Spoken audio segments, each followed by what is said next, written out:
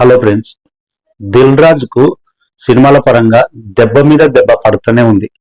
జనవరిలో రిలీజ్ అయిన game changer తర్వాత వచ్చిన సంక్రాంతికి వస్తున్నాం కొంతవరకు నష్టాలు పూడ్చినా గానీ లేటెస్ట్ గా 70 కోట్ల బడ్జెట్ తమ్ముడు మూవీ వరల్డ్ వైడ్ గా నిన్న గ్రాండ్ గా రిలీజ్ అయింది.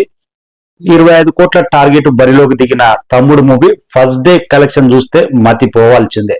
నితిన్ కెరీర్ లోనే లోయెస్ట్ కలెక్షన్స్ నమోదైనాయి తమ్ముడు మూవీకి మొదటి రోజు. ప్రమోషన్ చేసినా గానీ, సినిమా క్వాలిటీ పరంగా రిచ్ గా ఉన్నా గానీ, సక్సెస్ఫుల్ డైరెక్టర్ వకీల్ సాబు వంటి సూపర్ హిట్ తీసిన డైరెక్టర్ అయినా గానీ కలెక్షన్స్ మాత్రం మాత్రం ఆకట్టుకోలేదు.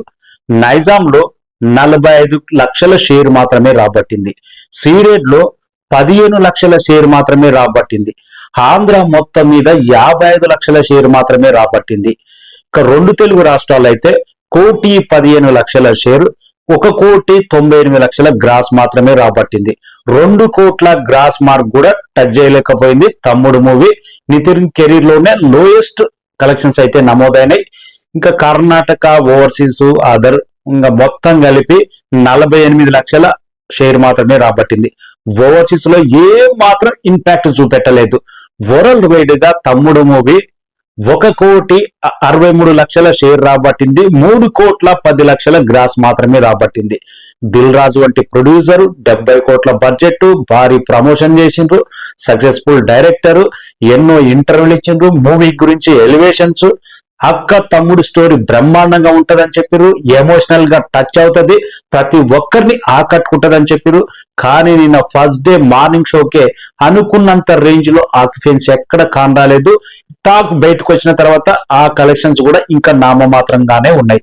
గతంలో Nitin movie Robinhood movie best first day collection openings ఎంతో కొంత తీసుకొచ్చింది, కానీ దానికంటే తక్కువ కలెక్షన్స్ నమోదైనాయి.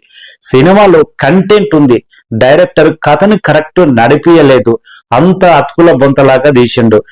ఎమోషన్ అనేది ఎక్కడ పండింది? అక్క తమ్ముడు ఎమోషన్ అనేది అక్కడ లయ క్యారెక్టర్ లో కానరాలేదు. నితిన్ క్యారెక్టర్ లో ఆ ఎమోషన్ అనేది ఎక్కడ కానరాలేదు. విలన్ అనేది టోటల్ గా మైనస్ అయింది మూవీకి. అయితే బ్యాక్గ్రౌండ్ స్కోర్ అనేది దాని గురించి ఎంత చెప్పుకున్నా తక్కువే. అన్ని ఈ విధంగా ఉంది. కానీ దిల్ రాజు ఈ సినిమాను నమ్మి బడ్జెట్ పరంగా, క్వాలిటీ పరంగా చూస్తే, ఒక ప్రొడక్షన్ మేకింగ్ పరంగా క్వాలిటీ చూస్తే బ్రహ్మాండంగా ఉంది విజువల్స్ మాత్రం. కానీ కథ కరెక్ట్ వేలో నడవలేదు. అంటే దిల్ రాజుకు ఏదో ఒక మూవీ సాలిడ్ కంబ్యాక్. గతంలో ఒకే సంవత్సరంలో 6 సినిమాలు ఆడిన రికార్డ్స్ కూడా తన ప్రొడక్షన్ సంస్థ నుంచి వచ్చి అరుదైన రికార్డు ఉంది.